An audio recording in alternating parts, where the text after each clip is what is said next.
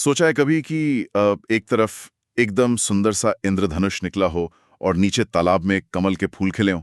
हाँ, मतलब एकदम परफेक्ट सीनरी जिसे हम कहते हैं। एग्जैक्टली लेकिन एक आदमी पेड़ के पीछे छिपा है और उसे इस खूबसूरती से कोई लेना देना नहीं है। उसका ध्यान ऊपर उड़ते हुए गिद्धों पर भी नहीं है। वो बस एक गणित लगा रहा है, ये गिन रहा है कि सामने से कितने लोग उसकी तरफ आ रहे हैं। क्योंकि उसकी कैलकुलेशन बहुत सिंपल थी। जितने ज्यादा यात्री आएंगे, उसकी दाती या साइट के लिए उतना ही ज्यादा खून होगा और उतनी ही ज्यादा लूट होगी। सही कहा। हम सब ने शायद अपनी लाइफ में कभी ना कभी महर्षि वाल्मीकि की कहानी जरूर सुनी होगी। एक खूंखार डाकू जो आगे चलकर रामायण जैसा महान महाकाव्य लिखता है। इस कहानी का एंड तो ऑलमोस्ट हर कोई जानता है, लेकिन आज हमारी चर्चा का मेन फोकस ये नहीं है कि वो डाकू आगे चलकर क्या बन गया। बिल्कुल।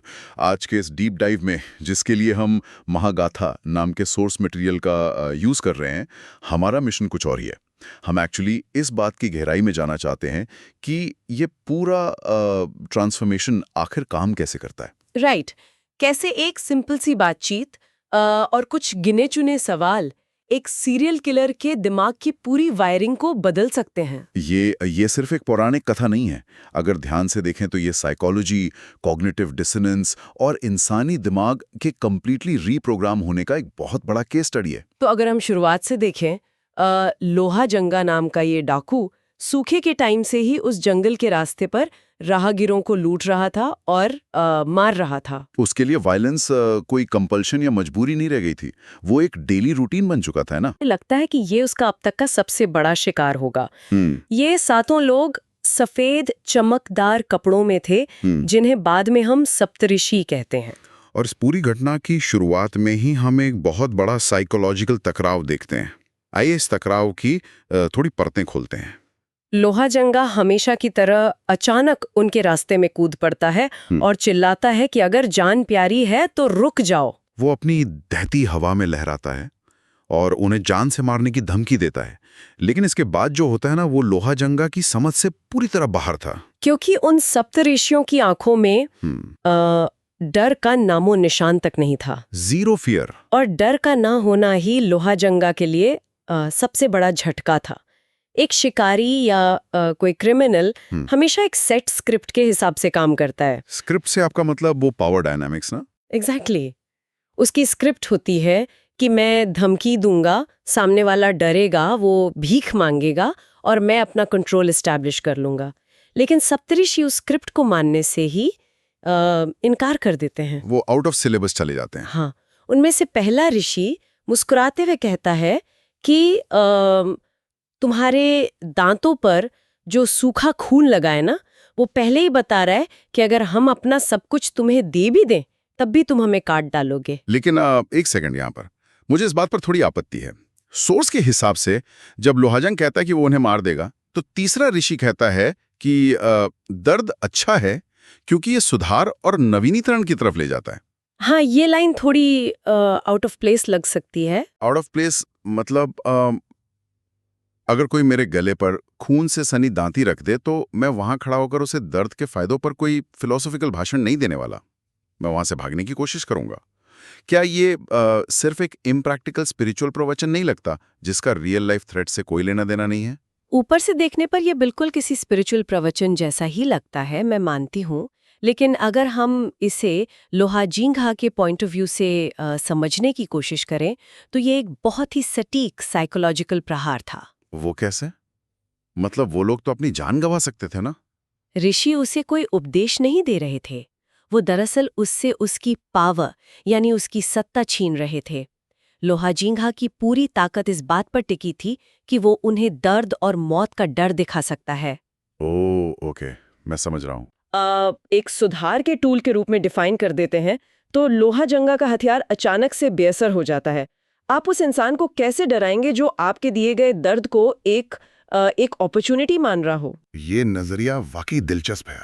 मतलब वो उसके हथियार को फिजिकली नहीं बल्कि साइकोलॉजिकली कुंद कर रहे थे। एकदम न्यूट्रलाइज कर दिया। बिल्कुल। और जब लोहाजंगा उनके कीमती सामान की बात करता है तो वो कहते हैं कि उनका सबसे कीमती सामान उनका ज्ञान है, जिसे लूटा नहीं जा सकता, केवल ग्रहण किया जा सकता है। लेकिन लोहा जंगा इन बातों से थोड़ी ना पिघलता है। वो गुस्से में अपनी दांती एक ऋषि के गले तक ले आता है। क्योंकि फिजिकल वायलेंस काम नहीं आ रही थी और उसका ईगो उसे पीछे हटने नहीं दे रहा था। ऐसे में सप्तऋषि फिजिकल थ्रेट से ध्यान हटाकर उसे एक ऐसी लॉजिकल पहेली में उलझा देते हैं जो उसके पूरे जीवन के बेस को ही चुनौती दे डालती है। हाँ, 5वां ऋषि उससे कहता है कि हमारे पास तुम्हारे लिए एक सवाल है, इसका जवाब दो और फिर तुम हमारी जान ले सकते हो। और वो सवाल पूरी कहानी को पलट देता है। वो सवाल था कि तुम जो ये हत्याएं करते हो, ये लूटपाट करते हो, क्या ये अपने परिवार को पालने के लिए करते हो? लोहा जंगा एकदम गर्व से जवाब देता है कि हाँ, और उसका परिवार इसके लिए आभारी है। वो लोग इस लूट को आपस में बांटते हैं और इस पॉइंट पर आकर ये कहानी मॉडर्न सोसाइटी से बहुत डीपली कनेक्ट हो जाती है। हाँ, हम आए दिन देखते हैं कि लोग अपने अनएथिकल कामों को ये कहकर जस्टिफाई करते हैं कि मैं ये सब अपने परिवार के फ्यूचर के लिए कर रहा हूँ। कोई फ्रॉड हो या कोई नॉर्मल लाइफ का गलत काम, इंसान हमेशा एक रीजन ढूंढ लेता है। एग्जैक्टली। इस फिनोमेनॉन को हम साइकोलॉजी की भाषा में मॉरल लाइसेंसिंग कहते हैं, या फिर सिंपल शब्दों में कहें तो कर्म की आउटसोर्सिंग। इंसान का दिमाग ये बर्दाश्त ही नहीं कर सकता कि वो खुद को एक विलन माने। तो लोहा जंगा भी अपने दिमाग में खुद को एक विलन नहीं बल्कि एक प्रोवाइडर या रक्षक की तरह देख रहा था। सही कहा। वो अपने पापों के बोझ को ये कहकर हल्का कर रहा था कि इसका फाइनल मोटिव तो नेक है, लेकिन छठा ऋषि उसकी इस ढाल को, उसकी इस फ्रेमिंग को एक ही झटके में तोड़ देता है। वो पूछता है कि क्या वो लोग तुम्हारे पापों के रिजल्ट्स को भी उसी खुशी से बांटेंगे? तो क्या तुम्हारा परिवार उस सजा में तुम्हारे साथ बराबर का हिस्सेदार बनेगा? सप्तऋषि यहाँ एक बहुत ही फंडामेंटल ट्रूथ समझा रहे थे। आप अपनी कमाई शेयर कर सकते हैं, अपनी प्रॉपर्टी बांट सकते हैं, लेकिन अपनी पर्सनल अकाउंटेबिलिटी को किसी और के नाम पर ट्रांसफर नहीं कर सकते। अकाउंटेबिलिटी हमेशा इंडिविजुअल होती है। फिर वो लोहा जंगा को चैलेंज करते हैं कि वो घर जाए और अपने परिवार से ये बात डायरेक्ट पूछ कर आए। लोहा जंगा को थोड़ा शक होता है कि कहीं ये लोग भाग ना जाएं उसके पीछे से, लेकिन वो कहते हैं कि हम कभी नहीं भागते। ये उनके कॉन्फिडेंस का एक एक्सट्रीम लेवल था। लोहा जंगा वहां से घर पहुंचता है। सबसे पहले वो अपने माता पिता से पूछता है कि क्या आप मेरे कर्मों का फल भुगतेंगे, और वो लोग साफ इनकार कर देते हैं। उसके बच्चे भी पीछे हट जाते हैं। लेकिन जो बात मुझे इस पूरे एपिसोड में सबसे ज्यादा चौंकाती है वो इसकी पत्नी का जवाब, एकदम लॉजिकल और ब्रूटल। हाँ, पत्नी का जवाब इस पूरी कहानी का एक मेजर टर्निंग पॉइंट है। वो लोहा जंगा से कहती है कि जब तुम्हारी अपनी दांती, वो नॉन लिविंग हथियार जिससे तुमने लोगों के गले काटे हैं, वो तुम्हारे कर्मों का फल शेयर नहीं करेगी क्योंकि उसे चलाने वाला हाथ तुम्हारा था, तो मैं तुम्हारी सजा क्यों भुगतूंगी? बाप रे, मतलब पत्नी ने उसे सीधे ये समझा दिया कि वो केवल एक करता है और बाकी सब लोग सिर्फ कंज्यूमर। ये एहसास किसी भी इंसान को अंदर से कंप्लीटली खोखला करने के लिए काफी है। जिस झूठ के सहारे उसने अपनी पूरी लाइफ, अपना पूरा माइंडसेट बनाया था, जिस इल्यूजन को उसने अपनी आइडेंटिटी बना लिया था, वो ताश के पत्तों की तरह गिर जाता है। वो वापस जंगल की तरफ भागता है और उसी धांति को, जो अब तक उसके आइडेंटिटी का हिस्सा थी, अपने ही हाथों से तोड़ देता है। धांति का टूटना यहाँ सिर्फ किसी मेटल का टूटना नहीं था, है ना? बिल्कुल नहीं। ये लोहा जंगा की पुरानी पहचान का, उसके ईगो का पूरी तरह से खत्म होना था। जब कोई इंसान इस लेवल की कॉग्निटिव डिसोनेंस से गुजरता है, जहां उसकी पूरी रियलिटी अचानक से झूठ साबित हो जाए, तो उसके पास बस दो ही रास्ते बचते हैं। या तो वो पागल हो जाए, या फिर वो पूरी तरह से सरेंडर कर दे। लोहा जंगा खाली हाथ सप्तऋषियों के पास लौटता है और कहता है कि मैंने उनके लिए इतना खून बहाया, लेकिन मेरे ही खून ने मुझे नाकार दिया। वो पूरी तरह से टूट चुका था। और यहीं से हमारे इस डीप डाइव का दूसरा और मैं कहूँगा सबसे इम्पॉर्टेंट हिस्सा शुरू होता है, उद्धार या रिडेम्पशन का साइकोलॉजी। लोहा जंगा ऋषियों से पूछता है कि क्या मेरे लिए कोई उम्मीद बची है? ये बहुत डीप सवाल है कि जो व्यक्ति लाइफ भर सिर्फ डिस्ट्रक्शन करता रहा हो, उसको आखिर सही रास्ते पर कैसे लाया जाए। सप्तऋषि कहते हैं कि उम्मीद हमेशा सबसे छोटी चीजों में और सबसे छोटे शब्दों में बसती है। वो उसे राम शब्द का जाप करने को कहते हैं। लेकिन यहाँ कहानी में एक बहुत बड़ी रुकावट आती है। लोहा जंगा यह शब्द बोल ही नहीं पाता। और ये ध्यान देने वाली बात है कि ये कोई मैजिकल या रहस्यमयी रुकावट नहीं थी। ये कंप्लीटली एक न्यूरोलॉजिकल और लिंग्विस्टिक लिमिटेशन थी।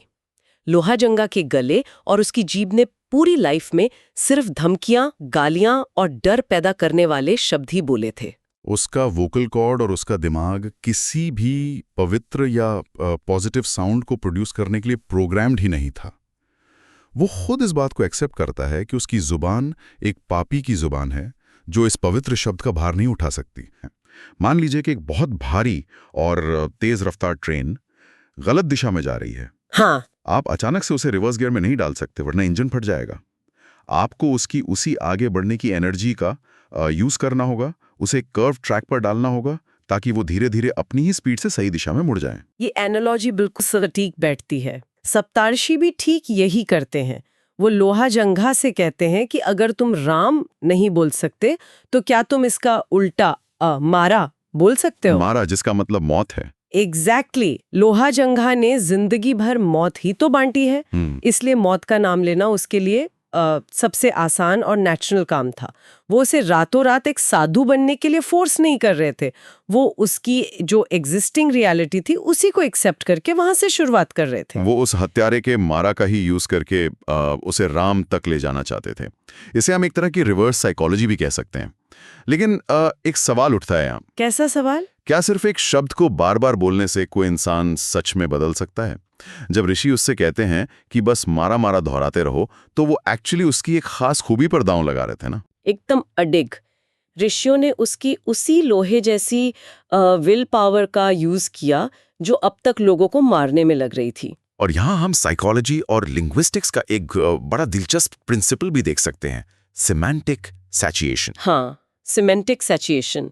जब आप किसी एक शब्द को लगातार बिना रुके बोलते रहते हैं तो शुरुआत में उसका मीनिंग आपके दिमाग में बहुत डोमिनेंट रहता है। पर कुछ टाइम बाद वो शब्द अपना अर्थ खोने लगता है और सिर्फ एक ध्वनि, एक साउंड बनकर रह जाता है। जब लोहाजंगा ने मारा मारा मारा का जाप शुरू किया तो धीरे धीरे मौत का वो अर्थ ही उसके दिमाग से फेड हो गया। और जो बचा वो सिर्फ उन साउंड्स का एक एंडलेस लूप था जो अपने आप राम राम राम में कन्वर्ट हो गया। ये एक बहुत ही अमेजिंग प्रोसेस है सच में।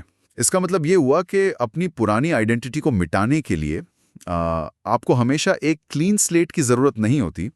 आप अपने सबसे गहरे अंधेरे का यूज भी रोशनी की तरफ मुड़ने के लिए कर सकते हैं। सही बात है। और सोर्स के अकॉर्डिंग ये प्रोसेस 1 या 2 दिन नहीं बल्कि पूरे 14 सालों तक चली थी। वो एक ही जगह पर बिना रुके इस मंत्र का जाप करता रहा। 14 साल? मतलब ये सुनने में थोड़ा एग्जैजरेटेड लगता है, पर अगर इसको समझें तो क्या ये किसी कॉन्सेप्ट को पॉइंट करता है? ये 14 साल का टाइम ना कोई एग्जैजरेशन नहीं है। ये असल में ह्यूमन ब्रेन की न्यूरोप्लास्टिसिटी को दर्शाता है। न्यूरोप्लास्टिसिटी? हाँ, किसी भी डीप रूटेड आदत या न्यूरल पाथवे को पूरी तरह से मिटाकर एक नया रास्ता बनाने में बहुत वक्त और एक्सट्रीम फोकस लगता है। इन 14 सालों में उसका बाहरी दुनिया से कनेक्शन कंप्लीटली कट चुका था। उसके शरीर के चारों तरफ 7 बम्बियां यानी दीमक के टीले बन गए थे। उन दीमक के टेलों का बनना सिर्फ नेचर का कोई मैजिक नहीं था। अगर हम इसे साइकोलॉजिकल पर्सपेक्टिव से देखें तो ये एक एक्सट्रीम सेंसरी डेप्रिवेशन चेंबर जैसा था। एकदम अंधेरा, एक बंद खोल। हाँ, जहाँ देखने, सुनने या फील करने के लिए कुछ भी नहीं था। वहाँ बाहर से आने वाला कोई डिस्ट्रैक्शन नहीं था। उसका ईगो, उसकी आइडेंटिटी, उसकी पुरानी मेमोरीज, सब कुछ उस अकेले मंत्र के आगे सरेंडर कर चुके थे। ऐसा लग रहा था मानो नेचर उसे एक नए जन्म के लिए अपने गर्भ में पाल रही हो। जब व्यक्ति के पास खुद को आइडेंटिफाई करने के लिए कोई एक्सटर्नल रेफरेंस पॉइंट बचता ही नहीं है, तब ईगो पूरी तरह से मर जाता है। Ego death. और 14 साल बाद जब सप्तऋषि वापस आए और उन्होंने उन बाम्बियों को तोड़ा, तो वो जो बाहर निकला वो लोहाजंगा नहीं था। उसकी पुरानी न्यूरल वायरिंग पूरी तरह से जलकर खाक हो चुकी थी। वो एक न्यूबॉर्न बेबी की तरह उस मिट्टी के गर्भ से बाहर आया। ऋषियों ने उसे आशीर्वाद दिया और कहा कि तुमने एक बम्बी के अंदर अपना सच्चा रूप खोजा है। और क्योंकि संस्कृत में बम्बी को वाल्मीकि कहा जाता है, इसलिए उस दिन से उसका नया नाम वाल्मीकि पड़ा। वही वाल्मीकि जिन्होंने आगे चलकर भगवान राम के जीवन पर आधारित वो महान महाकाव्य रचा जो आज तक ह्यूमैनिटी को गाइड कर रहा है। इस पूरी जर्नी को देखकर ये समझ आता है कि ज्ञान का असली मतलब सिर्फ इंफॉर्मेशन को रटना नहीं है। इस पूरे इंसिडेंट में ऋषियों ने लोहाजंगा को कोई बड़ा वेद या शास्त्र नहीं पढ़ाया था। उन्होंने तो सिर्फ सही टाइम पर सही सवाल पूछे थे। एग्जैक्टली और लोहाजंगा की महानता इस बात में थी कि जब सच उसके सामने आया तो उसने उससे भागने के बजाय उसे एक्सेप्ट किया और अपने ईगो को कंप्लीटली मिटा देने का साहस दिखाया। तो इस पूरे डीप डाइव को अगर हम कंक्लूड करें तो हमारे सामने दो बहुत क्लियर टेकअवेज आते हैं। पहला ये कि हमारी अकाउंटेबिलिटी, हमारे कर्मों का बोझ सिर्फ और सिर्फ हमारा है। हम कितनी भी कोशिश कर लें उसे किसी और के कंधों पर आउटसोर्स नहीं कर सकते। जिस दिन हम इस सच को फुली एक्सेप्ट कर लेते हैं उस दिन हमारे सारे झूठे आवरण या इल्यूजन्स अपने आप गिर जाते हैं। और दूसरा कंक्लूजन ये है कि सुधार के लिए हमेशा किसी बहुत बड़ी या जादुई चीज़ की ज़रूरत नहीं होती। उम्मीद हमेशा सबसे छोटी चीज़ों में ही बसती है। बिल्कुल। लोहाजंगा के पास न कोई क्वालिफिकेशन थी, न कोई प्योरिटी थी, बस मारा बोलने की कैपेसिटी और एक बहुत ही जिद्दी विल पावर थी। ऋषियों ने उसी का यूज करके उसे वाल्मीकि बना दिया। इस बात के साथ इस डीप डाइव को यहाँ रैप अप करते हुए मैं आप सभी के सामने एक थॉट रखना चाहता हूँ। हम आमतौर पर अपने पास्ट की गलतियों को, अपनी सबसे बड़ी कमियों और अपनी लाइफ के सबसे डार्क हिस्सों को दुनिया से छिपाना चाहते हैं ना। हम सब करते हैं ये। हमें लगता है कि हमारा पास्ट हमें आगे बढ़ने से रोकेगा।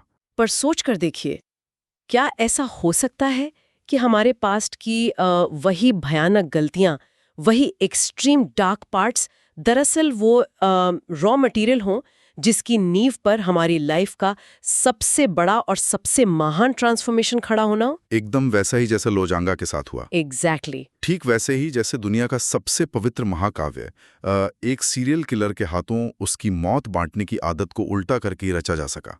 इस विचार पर जरूर गौर कीजिएगा। आज के इस डीप डाइव में इतना ही।